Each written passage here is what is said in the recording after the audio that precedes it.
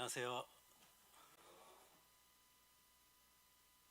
네, 얼굴 좀 살려주세요.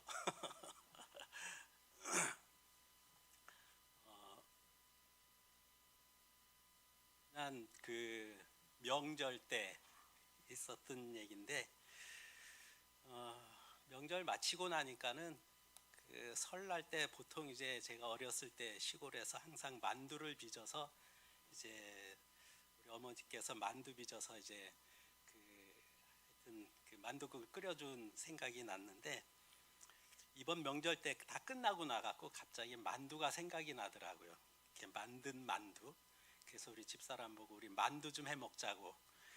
그래서 이제 만두를 이제 집에서 이제 빚으려고 이제 만두 피 사다가 그다음에 만두 속을 이제 여러 가지 이제 양념이 들어가야 되잖아요. 그래서 이제 어떻게 하면은 맛있을까 해갖고 인터넷을 막 검색을 해봤어요. 유튜브 보니까 많이 올라왔더라고. 근데 만두 속을 만드는 방법 해갖고 이거 저거 넣고 막 하는데 제 눈에 띄는 단어가 하나가 있었어요. 한결같이 만두 속이 나와야 되는데 만두 소가 되는 거야. 만두 소. 만두 소? 저 기억자 빠진 거 아닌가? 제가 다 고쳐주고 싶은 거예요. 잘못된 거 아닌가 해갖고. 그래서 한결같이 볼 때마다 만두 소가 되기 때문에 야, 내가 잘못 알고 있을 수도 있겠다. 국어 사전을 찾아봐야지 해갖고 국어 사전을 찾아봤어요. 그랬더니 만두 소가 표준말이고 만두 속은 비표준말이라고 돼 있더라고요. 제가 잘못 알고 있었죠. 그래갖고 무슨 생각이 드냐면 선무당이 사람 잡는다. 제가 어설프게 그 다음에 서툴게 미숙하게 한 것이 결국은 다 고치려고 했죠. 그러니까 그 선무당이 사람 잡는다는 것이 그래서 이제 어설프게 한 것이 되게 어떻게 보면 매우 위험하고 그 다음에 그 결과가 어떤 결과가 나올지 모르는 거잖아요. 그래서 그런 부분에 대해서 주의하라는 어떤 경고의 어떤 그 속담인 것 같습니다. 그 생각을 하다 보니까 누구 생각이 나냐면 그 인류의 최초의 어설프게 알았다가 우리의 운명을 결정해주게 된 여인 있죠. 하와 생각이 나는 거예요.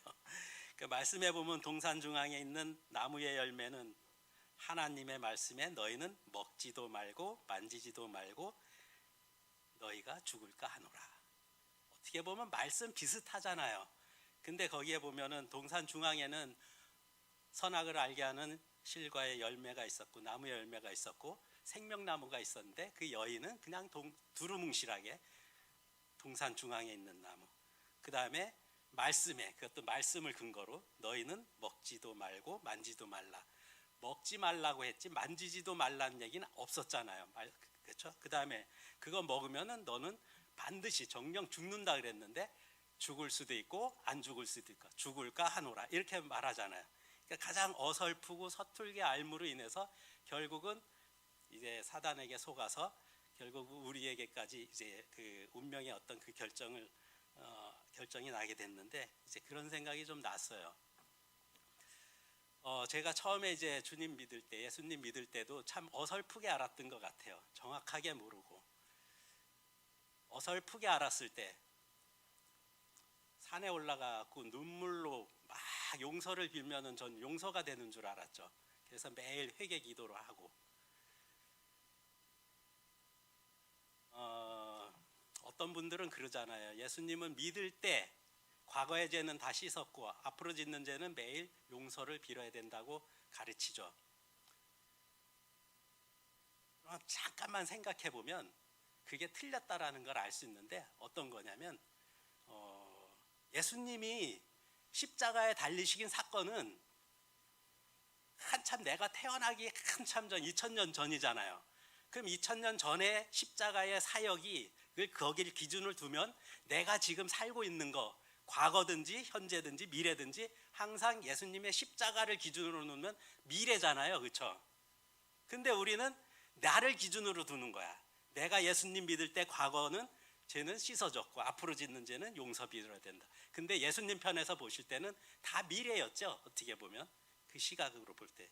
그러니까 그런 부분을 조금 이렇게 생각할 수도 있고, 정말 말씀해 보면 모든 죄를 예수님이 다 짊어지고 가셨다고 하는데 그 모든 죄를 과거죄로 이렇게 둔갑하게 되고, 그러니까는 항상 마음에 확신이 없고 뭔가 이제 그 하나님 믿는 부분에 대해서 그 항상 그 의문 속에 살아갈 수밖에 없었구나라는 생각도 들고, 이제 구원, 제3에 대한 구원은 그렇다 치고 또 다른 어설프게 알았던 게, 구원받으면 천국 간다. 그래서 내가 죄사함을 통해서 구원받았으니까 이제 다 끝났다. 이제 천국, 내 목적은 이루어졌으니까. 근데 하나님은 구원은, 죄사함을 통한 구원, 하나님의 자녀가 된 건 끝이 아니라 그때부터 시작이다라고 말씀하시더라고요.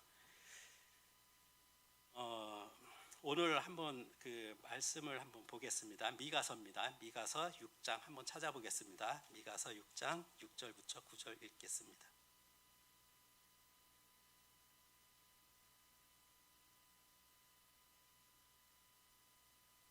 미가서 6장 6절입니다. 내가 무엇을 가지고 여호와 앞에 나아가며 높으신 하나님께 경배할까? 내가 번제물로 1년 된 송아지를 가지고 그 앞에 나아갈까?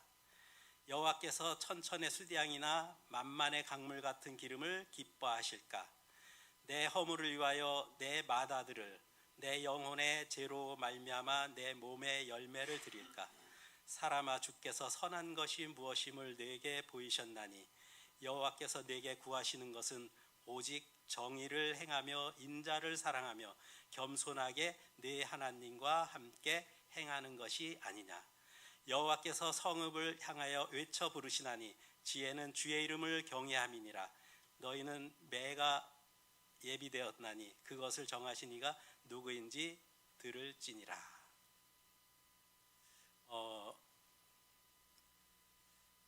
여기에 보면은 6절부터 7절까지는 하나님께 무엇으로 경배할까? 하나님 앞에 어떻게 나갈까? 하나님께 무엇으로 기뻐하게 드릴까? 어떤 그런 말씀이 계속 이어지는데, 6절 7절에 보면 내가 1년 된 송아지를 갖고 나가야 되느냐, 7절에 보면 천천의 수량이냐, 강물 같은 기름을 갖고 나가면 하나님이 기뻐하실까? 아니면 내 맏아들을, 내 허물을 위해서 내 맏아들을 주님께 드리면 기뻐하실까? 이제 그런 거잖아요. 근데 주님은 8절에 보면 주님께서 구하시는 것은, 원하시는 것은, 사람아, 주께서 선한 것이 무엇임을 내게 보이셨나니, 내게 구하시는 것은, 하나님께서 우리에게 바라시는 것, 요구하시는 것은, 2번만 보겠습니다. 내 하나님과 함께 행하는 것이다. 9절에 보면 지혜는 주의 이름을 경외하며. 그러니까 주님이 원하시는 것은 하나님과 함께함이더라고요. 먼저가. 그러니까 제가 참 구원받고 나서 잘 몰랐던 게 이런 부분이었던 것 같아요. 전 6절 7절에 많이 관심이 있었어요. 6절 7절을 하면 하나님과 가까워지는 줄 알았어요. 근데 나중에 보니까는 8절을 하고 나서 6, 7절이 가야 되는데 6, 7절이 내가 진행되고 있으면 8절이 지금 하고 있다라고 생각했었죠. 어떤 외적인 삶보다 먼저 내적인 어떤 삶이 먼저더라고요. 그런 부분에 대해서 먼저 이제 말씀을 나누려고 합니다. 그래서 이제 9절을 쉬운 말 성경으로 한번 보겠습니다. 너희는 들어라, 주께서 외치시나니 주의 이름을 경외하는 것이야말로 참되고 완전한 지혜다. 오늘 이제 주제가 지혜로운 삶인데, 지혜가 뭐냐? 하나님의 이름을 경외하는 거다. 하나님을 경외하는 거다. 이렇게 말씀하시더라고요. 그분께 순종하여라. 그래서 한번 찾아봤습니다. 도대체 경외함이 뭐냐? 하나님의 주권과 어미, 놀랍고 기이함이 어미를 두려워하고 오직 하나님만을 찬양하고 바라보며 섬기며 순종하는 삶의 자세입니다. 단순한 공포심이 아닌 공경하는 마음에서 우러나오는 거룩한 두려움입니다. 거룩하신 하나님의 신실하심과 공의로우신 성품을 분명히 인식하고 하나님을 의지하며 섬기고 순종하며 살아가는 것입니다. 이게 경외함이라는 의미랍니다. 이르아. 그런데 하나님을 진실하게 섬기고자 하는 자는 그분께 경외하는 마음으로 시작해서 그분의 말씀을 지키는 것으로 마감해야 합니다. 시작은 하나님을 경외하는 것부터 시작해서 말씀을 지키는 것으로 끝내야 된다는 거죠. 그렇게 주의 이름을 경외하는 것이 참되고 완전한 지혜입니다. 말씀에는 지혜가 하나님을 경외하는 거다라고 말씀하시고 있더라고요. 시편을 찾아봤습니다. 시편에 보면 여호와를 경외함이 지혜의 근본이다. 그의 계명을 지키는 자는 다 율법을 지각을 가진 자이니 여호와를 찬양함이 영원히 계속되리로다. 킹 흠정역에 보니까는 경외함을 두려우는 것으로 번역이 되어 있더라고요. 주를 두려워하는 것이 지혜의 근본을 시작이다. 지혜의 시작은 하나님을 경외함부터 시작된다라는 거죠. 그래서 그분을 찬양함은 영원토록 지속되는도다. 현대 성경에 보면은 경외함을 여호와를 모시고 사는 것이 사람의 도리고 그것이 지혜, 슬기의 첫걸음이다. 영원히 찬미 받으실 주님이시오 이렇게 돼 있더라. 지혜의 근본, 시작, 첫걸음. 이거는 하나님을 마음에 모시고 살면서 주님을 경외하는 거라는 마음이 들어져요. 하나님을 모시고 사는 것, 즉 경외하는 삶이 지혜의 근본이고 지혜의 시작이고 첫걸음이고 출발점입니다. 하나님의 이름은 영원히 찬양받을 것이며 성도들에게 있어서 하나님을 찬양하며 사는 것보다 더 유익된 것은 없습니다. 하나님의 창조와 지혜에 대하여 인간은 마땅히 찬양해야 하며 영원한 지혜의 원천이신 하나님을 경배하여야 합니다.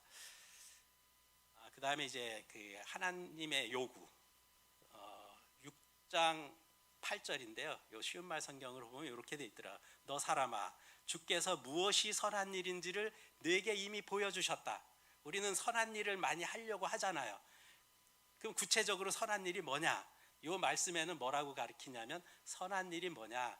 주께서 내게 참으로 요구하시는 것이 이것이다. 하나님께서 우리에게 바라고 구하는 게 이건데 뭐냐면 곧 오로지 공의를 따라 살아가고 한결같은 사랑으로 자비를 베풀며 겸손한 마음으로 내 하나님과 친밀히 교제하며 살아가는 것입니다.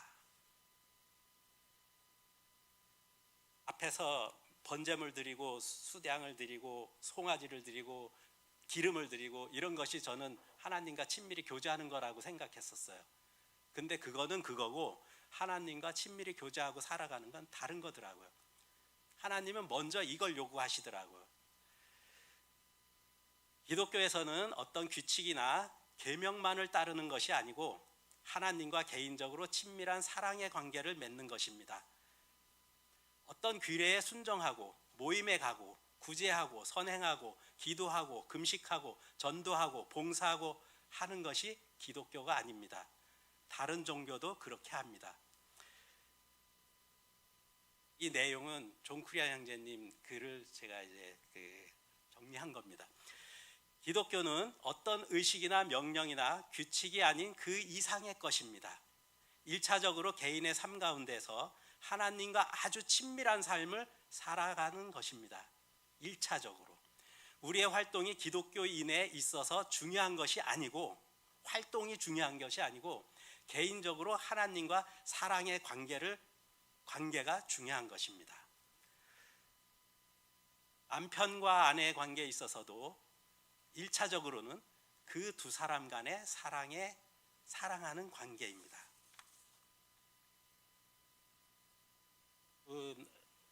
부부 간의 관계가 일보다 사랑의 관계가 더 중요하잖아요.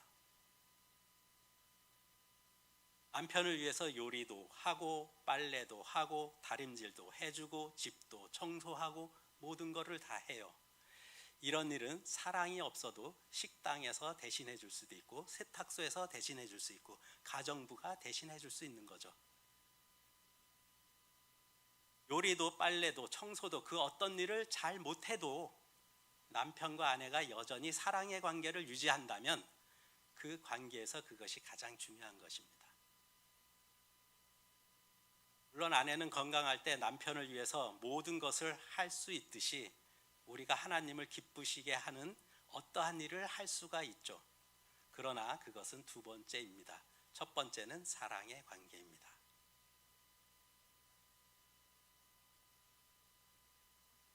신명기 30장 20절에 보니까 내 하나님 여호와를 사랑하고 그의 말씀을 청종하며 또 그를 의지하라.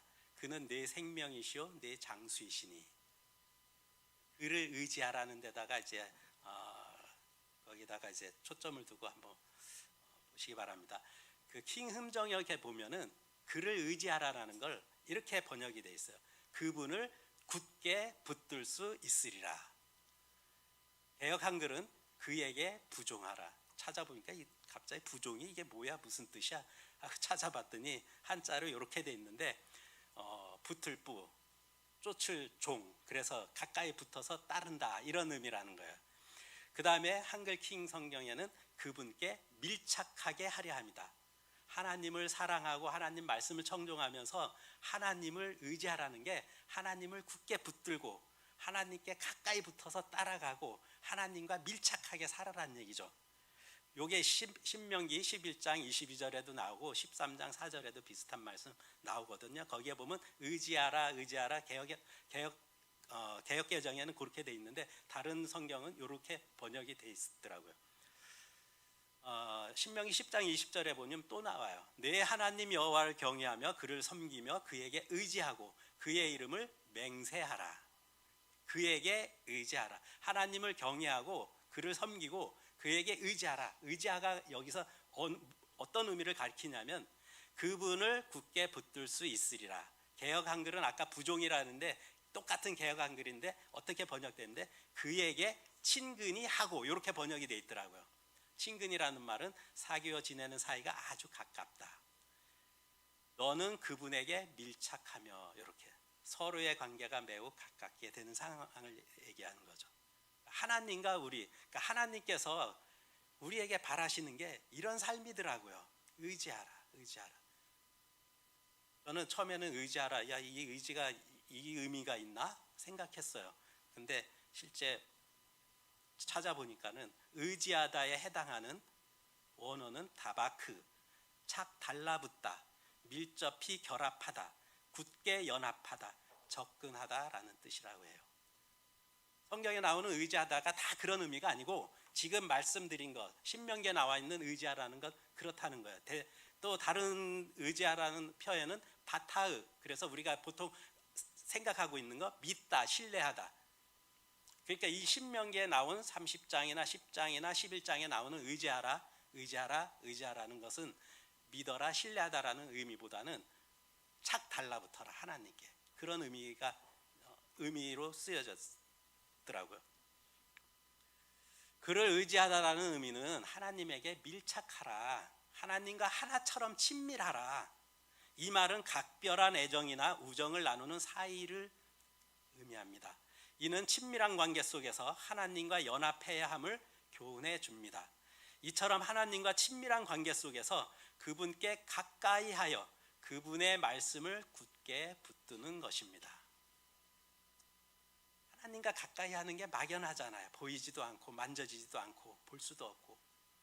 그게 뭐냐면 하나님은 말씀이잖아요. 말씀 속에서 우리가 하나님을 만날 수 있는 거죠. 바로 이것이 축복과 생명을 길이 누리는 참된 비결입니다. 모든 성도가 마땅히 취하여야 할 기본 자세입니다. 주석에는 의지하다를 이렇게 이제 표현을 해놨더라고요.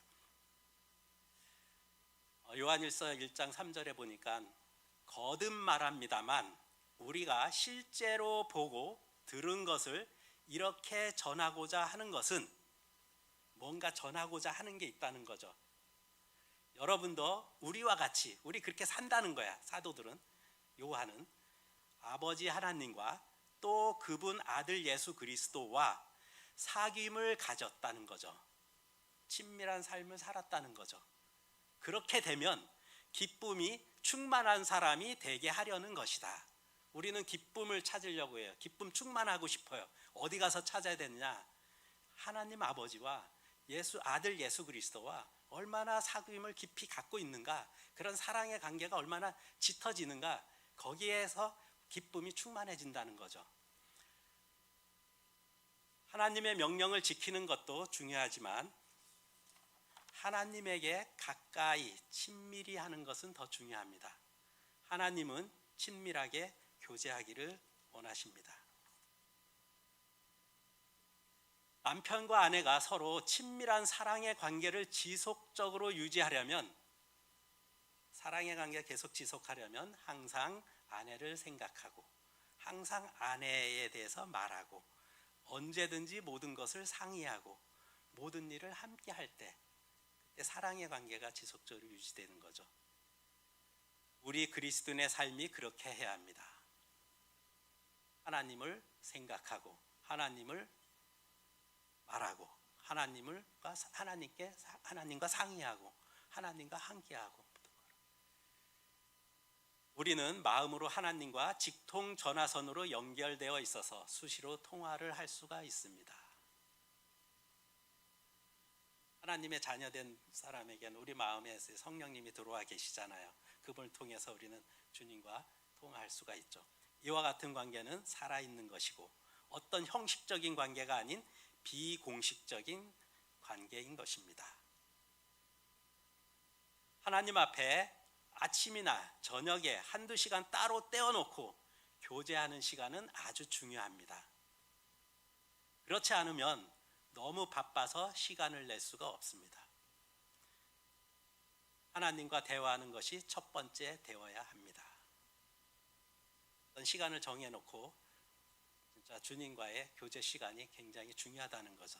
이렇게 정하지 않는다면 우리는 너무 바쁜 생활을 하기 때문에 별도로 시간을 낼 수 없다는 거죠. 그러니까 주님과 대화하는 것이 첫 번째가 되어야 합니다. 시편 25편 14절에 보니까 여호와의 친밀하심이 그를 경외하는 자들에게 있으며 그의 언약을 그들에게 보이시리로다.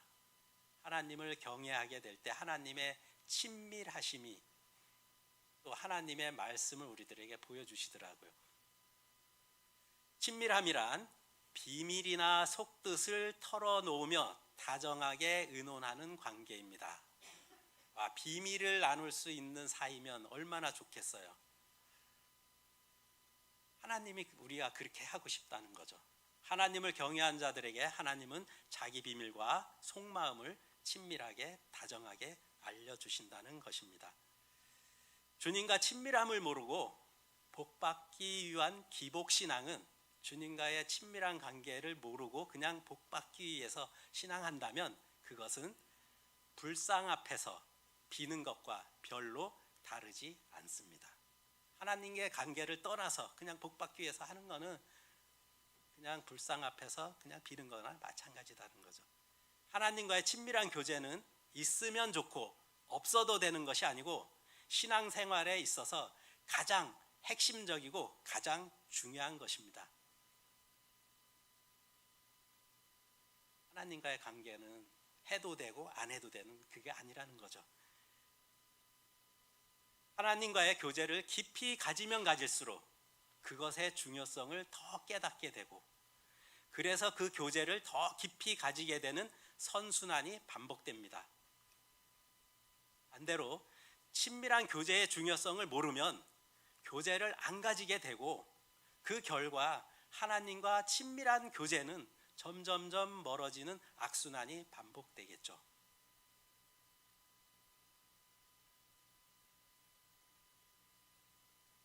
그러면 우리에겐 선순환이 일어나야 되겠습니까? 악순환이 일어나야 되겠습니까?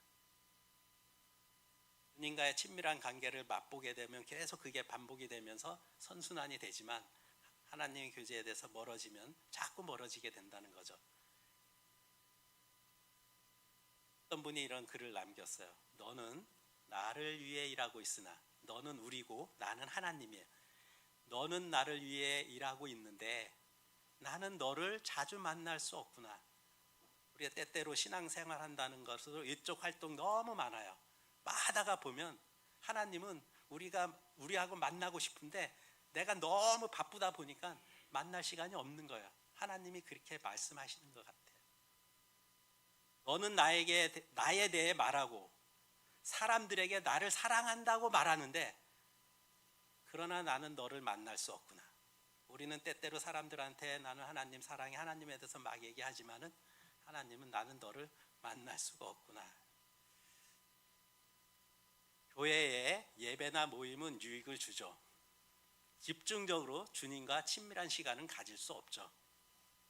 왜냐하면 주님과 개인적으로 함께 하지 않는다면 주님을 사랑하는 것이 아닙니다. 주님과 홀로 있는 시간 없이 주님을 사랑할 수 있는 방법은 없습니다. 우리 연애할 때 생각해 보세요. 많은 군중들 앞에서 사랑 나눌 수는 없잖아요. 연애할 수는 없잖아요. 누가 대신 내 사랑을 대신해 줄 사람도 없잖아요. 개인적으로 직접 해야지. 주님과 홀로 있는 시간이 없이 주님을 사랑할 수 있는 방법 없는 거죠. 그 사랑을 표현하기 위해서는 주님과 홀로 교제해야 합니다. 우리는 그리스도와 결혼한다고 성경은 말씀하고 있습니다. 우린 약혼자죠. 앞으로 이제 주님과 결혼하겠죠. 우리는 그분의 배우자입니다. 예수님의 배우자죠. 만약 남편과 아내가 둘만의 친밀함을 누리는 시간이 없다면 그것이 무슨 결혼 생활입니까?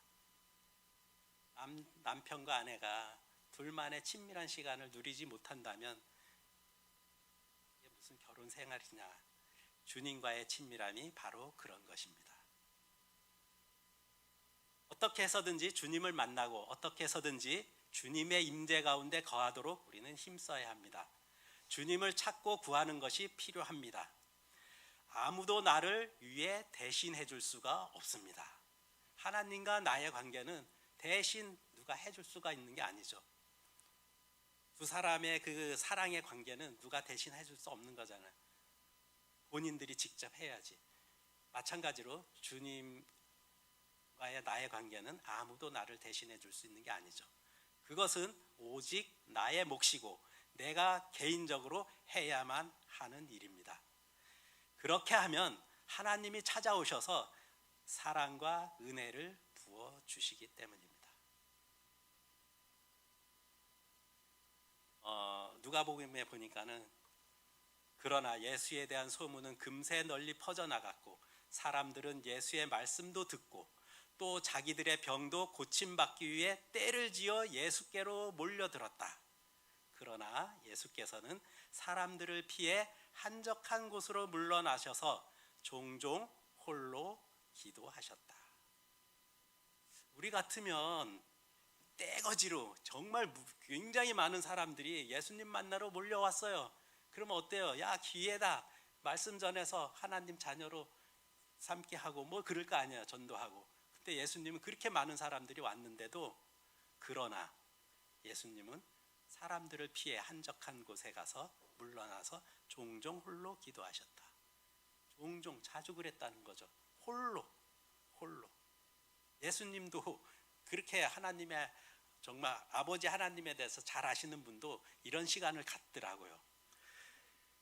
수많은 무리들이 예수님께 몰려왔지만 예수님이 더욱 우선 추구하신 것은 뭐였냐면 아버지와 친밀한 교제였습니다. 종종 때때로 자주 그렇게 하셨다는 것이죠. 예수님도 그러는데 우리는 어떤가요? 디모데전서 4장 7절에서 8절 현대 성경 보니까는 공허한 이론과 저속한 신화나 전설을 가지고 논쟁을 하면서 시간을 낭비하지 마세요. 이게 옳으니 그르니 절기 뭐 이런 거 갖다 낭비하지 말라는 거죠. 그대의 시간과 힘을 영적인 성장을 훈련하는 데 사용하세요. 육체의 훈련도 좋지만 경건하게 살고자 하는 노력하는 것이 훨씬 더 중요합니다. 그러므로 경건한 생활 태도를 몸에 익혀 더 훌륭한 그리스도인이 되도록 노력하시오. 이것은 이 땅 위의 생활뿐만 아니라 오는 세상의 생활에도 도움이 되는 것입니다. 우리가 이렇게 경건한 생활, 정말 영적인 성장을 위해서 달려나가는 삶은 이 땅에서만 도움이 아니라 그 나라에 가서도 뭔가 도움이 된대요. 어떤 건지 잘 모르겠지만은 아무리 바빠도 사람은 자기가 하고 싶은 일을 꼭 하죠. 연속극에 심취한 사람은 아무리 바빠도 연속극 꼭 보죠. 빼놓지 않고. 스포츠에 심취한 사람은 아무리 바빠도 스포츠 중계 꼭 봅니다. 꼭두 새벽에 만약에 무슨 월드컵 경기 한다 좋아하는 사람은 새벽에 일어나서 봐요. 평소에 잠이 그렇게 많은 사람도 보거든요. 그러나 그러고 나서 이런 거 할 거 다 하고 나서 기도하려고 하면, 주님과 친밀한 교제를 가지려고 하면 이제 몸이 고단해서 10분도 버티지 못하고 잠에 빠져버리죠. 우리가 지식적으로는, 머리로는 주님과의 교제가 중요하다는 것을 알고 있어요. 근데 실제 삶 속에서는 얼마나 동떨어진 삶을 살고 있습니까? 자기 자녀를 위해서는 많은 시간을 투자하면서 자식 공부하기 위해서 많이 투자하죠. 주님과 교제를 위해서는 30분의 시간을 내지 못하는 경우가 허다합니다. 자기 사업을 위해서는 전심전력하죠. 그보다 더 우선해야 할 주님과의 교제를 위해서는 늘 피곤해서 뒷전입니다. 그렇기 때문에 경건의 연습이 필요합니다. 하루아침에 되지 않죠. 주님과의 친밀한 교제를 삶의 최우선 순위에 두고 실행해 나가려고 꾸준히 노력하다 보면 주님과의 교제는 점점점 깊어지게 됐죠. 이게 선순환이거든요. 주님과의 교제를 최우선으로 두라는 거죠. 최우선. 호저라는 분이 이런 말을 했습니다. 진짜는 주님의 일보다 주님께 우선순위를 두어야 합니다.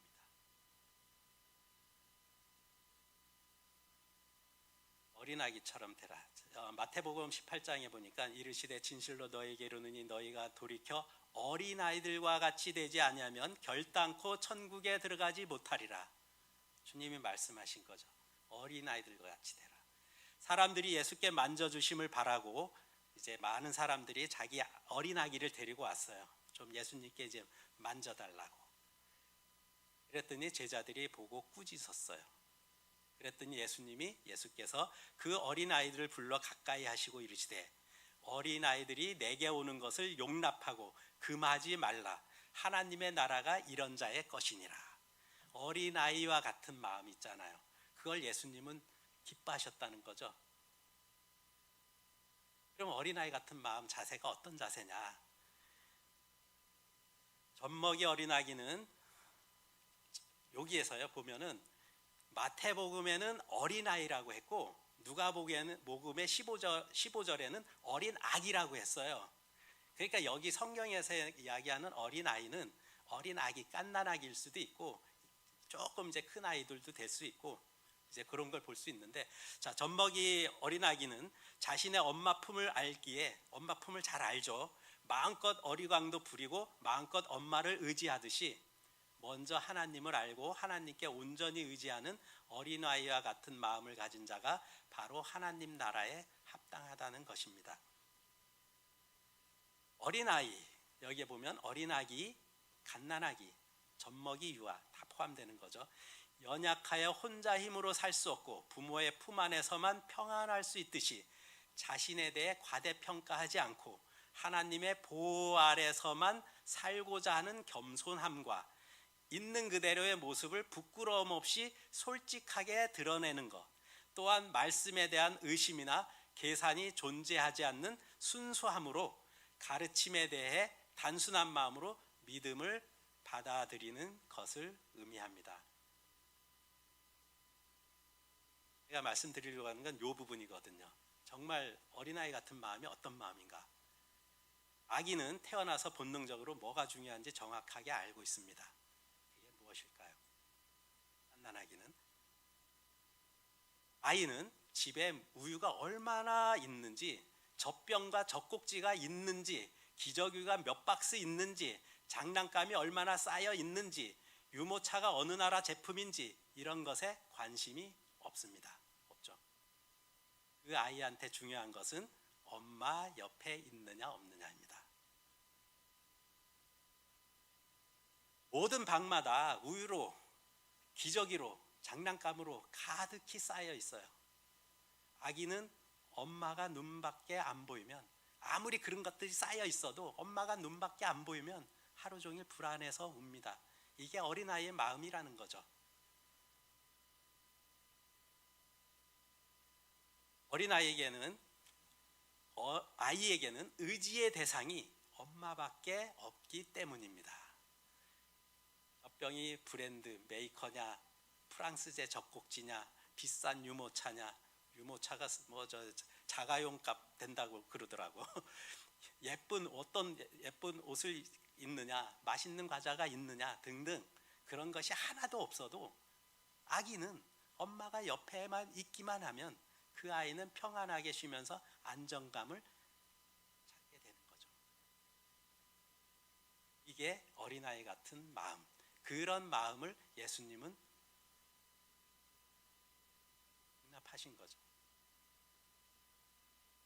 엄마가 아기를 예뻐하고 사랑할 수밖에 없는 이유, 엄마가 왜 그 아기를 예뻐하고 사랑할 수밖에 없느냐면 아기의 눈의 시선이 엄마만을 향하고 엄마만을 찾고 엄마만을 의지하기 때문입니다. 그러니까 너무 좋잖아요.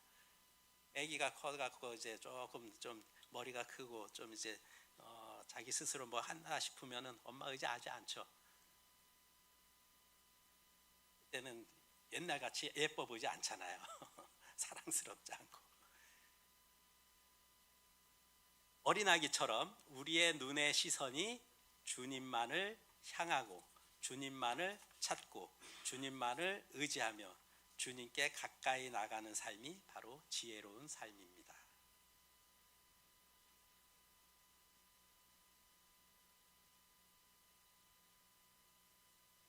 베드로전서 2장 2절에 보니까 이제 갓 태어난 아기들처럼 순수하고 신령한 말씀의 젖을 간절히 사모하십시오. 그래야 그 젖을 먹고 구원에 이르도록 자라날 수 있기 때문입니다. 갓난아기가 엄마의 젖 사모할 때 얼마나 사모합니까? 그냥 온 힘을 다해서 그냥 젖 막 빨잖아요. 그런 자세로 우리는 말씀을 그렇게 사모하는가?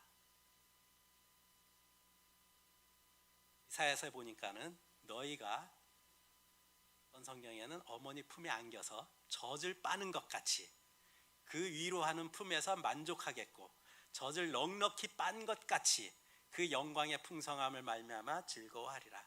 아기가 엄마 품에서 젖을 온 힘을 다해서 땀 뻘뻘 흘려가면서 이제 그 젖을 먹었어요. 그리고 이제 어느 정도 채워지면 아기 어떻게 합니까? 엄청 평온해하는 모습 있잖아. 엄마 품에 와서 엄청 이제 만족해하는 모습. 그렇듯이 우리가 말씀에 이렇게 젖었을 때 우리의 마음이 그렇게 된다는 거죠.